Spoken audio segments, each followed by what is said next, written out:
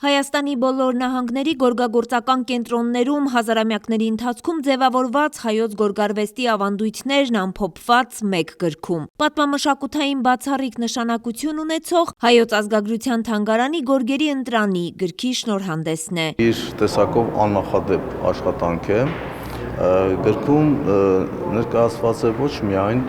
հայոց ինքնության արտահայտությունը, հյուսվածքների, գույների, պատկերազարդման համակարգի միջոցով, այլ նաև ներկայացված է ծանր աշխատանքը, որ 47 տարի թանգարանի գիտաշխատողները հավաքել են պատառիկ մեր Հայաստան աշխարհի ամենատարբեր հատվածներից։ Հայոց ազգագրության թանգարանն աշխարհում միակն է, որտեղ պահպանվում է 2200 միավոր գորգ, մոտ այդքան էլ կարպետ, գրքում ընդգրկված են 700-ը։ Ըստ խմբերի, ըստ աշխարհագրության, ըստ պատկերազարդման համակարգերի, ըստ ժամանակագրության, ըստ տեխնիկական առանձնահատկությունների, ասելիքը շատ մեծ է եւ պատահական չէ, որ գիրքը քառալեզու է, հայերենից բացի շարադրանքը անգլերեն է, ռուսերեն եւ առաջին անգամ մեր իրողության մեջ թուրքերեն։ Թուրքերեն լեզվի ընտրությունը պատահական չէ թուրք հասարակության համար եւս, այս աշխատությունը կհանդիսանա ուղեցույց, սահման, ասում է Կարեն Փահլևանյանը։ Ամենևին չժեղտելով մեր հարևանների մոտ գորգագործական մշակույթի առկայությունը,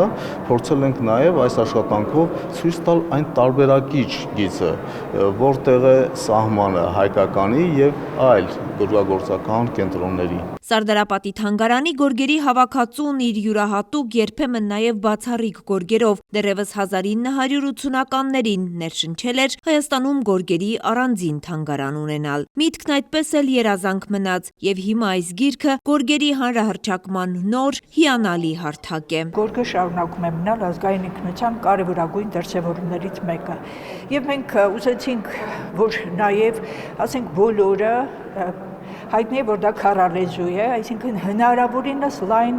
լսարան ծանոթանա ու հասկանա ինչ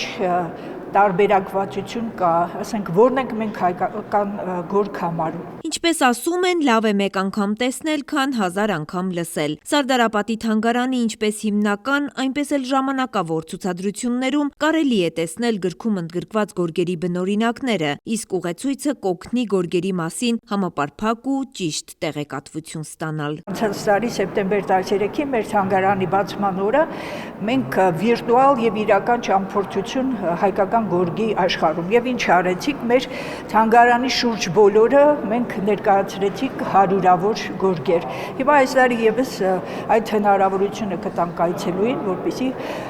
իսկապես հնարավորություն ունենա իր աչքով, իր մոտո տեսնել ու զգալ հայկական գորգարվեստի այդ ամբողջ հմայքը։ Աշխատությունը բացի տեղեկատվական գործառույթից ունի նաև խորը մշակութային ասելիք։ Հայկական գորգերի յուրացման թուրք-ադրբեջանական նկրտումները նորություն չեն։ Հայոց գորգագործական մշակույթը եւ ոչ միայն հայոց գորգագործականը, այլ ընդհանրապես հայոց ժողովրդական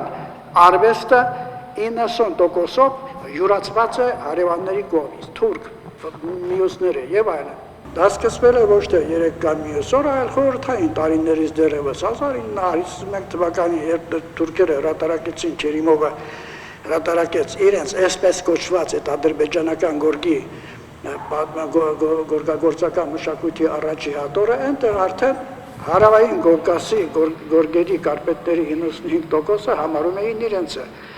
Այս տեսակի հաշվարկներով են այդ մարդիկ արել, առանց որևէ հիմքի, առանց որևէ փաստի։ Երբ հարևանները փորձում են իրենց վերագրել մեր մշակութային հարստությունը, մենք պետական մակարդակով պաշտպանվելու ոչ քաղաքականություն ունենք, ոչ օրակարգ։ Գիրքն այս դեպքում կարող է փաստարկված հիմք հանդիսանալ։ Արևիկ Սարդարյան, Կարապետ Կարապետյան, Արմալուր։